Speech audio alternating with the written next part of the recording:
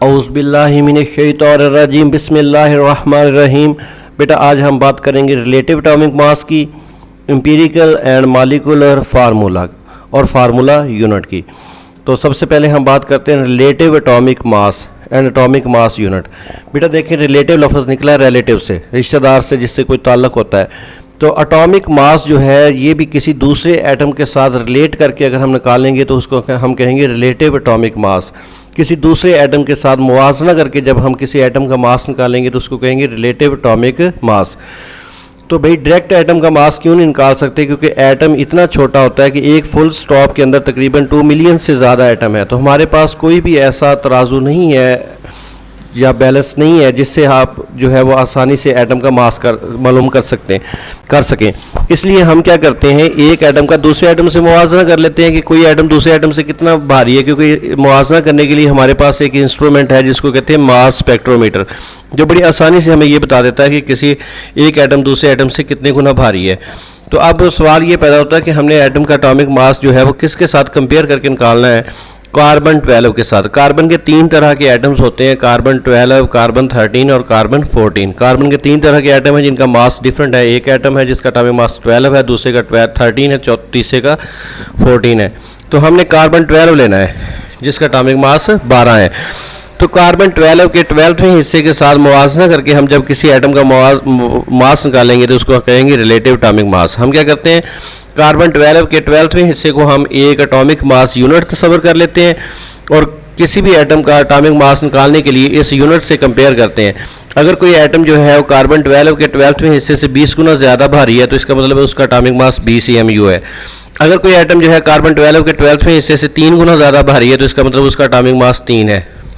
तो लिहाजा आपको समझ आ गई होगी कि कार्बन 12 जो है इसके 12वें हिस्से को हमने एक यूनिट तस्वर किया है और कोई भी एटम जो इस कार्बन 12 के 12वें हिस्से से जितना भारी होगा उतना ही उसका एटॉमिक मास होगा। तो आप डिफाइन की बात करते हैं, the relative atomic mass of an element is the average mass of the atoms of that element as compare to 1/12 the mass of an atom of carbon 12 isotope.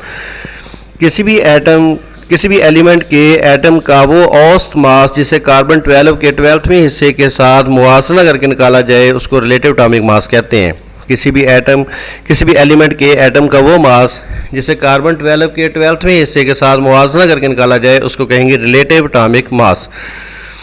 आगे जो है वो नेक्स्ट देखें, आइसोटोप की बात करेंगे इंशाल्लाह नेक्स्ट टॉपिक में, लेक्चर में। इस रिलेटिव एटॉमिक मास जो है वो हाइड्रोजन का है 1.008 EMU, ऑक्सीजन का 16 EMU। क्यों? क्योंकि कार्बन 12 के 12वें हिस्से से ऑक्सीजन 16 गुना भारी है, इसका एटॉमिक मास 16 हो गया। इस तरह नाइट्रोजन जो है वो कार्बन 12 के 12वें हिस्से से 14 टाइम्स ग्रेटर है, भारी है, इसका मतलब इसका एटॉमिक मास 14 AMU है। AMU क्या है? A for atomic, M for mass और U for unit, atomic mass unit. ये यूनिट यूज़ करते हैं हम रिलेटिव एटॉमिक मास के लिए, यूनिट AMU यूज़ करते हैं। 1 AMU की डिफाइन अगर करनी है तो वो क्या है, 1 atomic mass unit is 1/12 the mass of 1 atom of carbon 12। Carbon 12 के एक एटम का 12वां हिस्सा जो है उसको हम कहते हैं एटॉमिक मास यूनिट। एक एटॉमिक मास यूनिट को अगर हम ग्रामों में कन्वर्ट करें तो वो बराबर होती है 1.66 मल्टीप्लाइड बाई 10⁻⁻24 ग्राम के। एक एटॉमिक मास यूनिट बराबर होती है 1.66 मल्टीप्लाइड बाई 10⁻⁻24 ग्राम की। ये MCQs आया हुआ है पेपर में। इसके बाद आ जाता है empirical formula. Shortcut form of the formula is called empirical formula. किसी केमिकल फार्मूला की शॉर्टकट तरीन जो है वो फॉर्म हो उसको एम्पिरिकल फार्मूला कहते हैं। जैसे तरह किसी कंपाउंड का जो शॉर्टकट नाम है उसको हम कहते हैं empirical formula. It is the simplest whole number ratio of atoms present in a compound. किसी भी कंपाउंड के अंदर जो एटम्स हैं उनके दरमियान सादा अददी निस्बत को हम कहते हैं एम्पिरिकल फार्मूला। बेटा देखें, ये जो पहला मैंने कंपाउंड लिया हुआ है ब्यूटेन, इसका देखें मॉलिक्यूलर फार्मूला है C4H10। मॉलिक्यूलर फार्मूला होता है वो फार्मूला जो किसी मॉलिक्यूल में मौजूद एटम की सही तादाद बताए।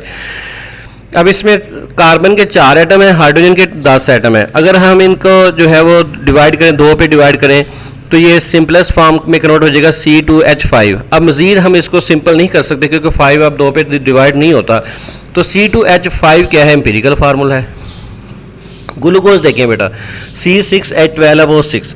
अब इसमें कॉमन क्या आ सकता है, 6 कॉमन आ सकता है। 6 अगर हम इसमें से कॉमन ले रहे हैं या 6 पे डिवाइड करते हैं तो CH2O। अब इसको मजीद सिंपल नहीं कर सकते क्योंकि कार्बन की तादाद 1 है, ऑक्सीजन की 1 है, 1 को आगे मजीद जो है वो सिंपल फॉर्म में कन्वर्ट नहीं कर सकते, CH2O।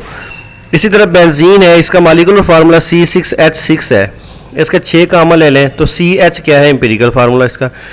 वाटर का मॉलिक्यूलर फार्मूला क्या है, H2O। इसमें से कोई चीज़ कॉमन नहीं आ सकती, इसका एम्पिरिकल फार्मूला भी H2O ही होगा। तो ये कंपाउंड का जो सिंपलेस्ट फार्मूला है उसको हम कहेंगे एम्पिरिकल फार्मूला। फार्मूला यूनिट क्या है, the simplest whole number ratio of ions present in ionic compound is called formula unit. Ionic compound में क्योंकि एटम जो है वो आयनों की शक्ल में होते हैं तो आयंस के दरमियान सादा तरीन निस्बत को हम कह देंगे फार्मूला यूनिट। क्योंकि आयनिक कंपाउंड में पॉजिटिव और नेगेटिव आयन जो है एक दूसरे के साथ अपोजिट जो है वो चार्जेस की वजह से एक दूसरे के साथ जुड़े होते हैं और 3 डिमेंशन में जुड़े होते हैं। इनका जो है वो सिंपलेस्ट यूनिट नहीं होता जो आज़ाद ना रह सके, इसलिए इनका मॉलिक्यूल नहीं होता है आयनिक कंपाउंड का। जब मॉलिक्यूल नहीं होता तो फिर इनका क्या होता है, formula unit. The simplest whole number ratio of ions present in the ionic compound is called formula unit. मिसाल के तौर पे नमक का जो है वो फार्मूला यूनिट है NaCl और पोटाशियम ब्रोमाइड का KBr।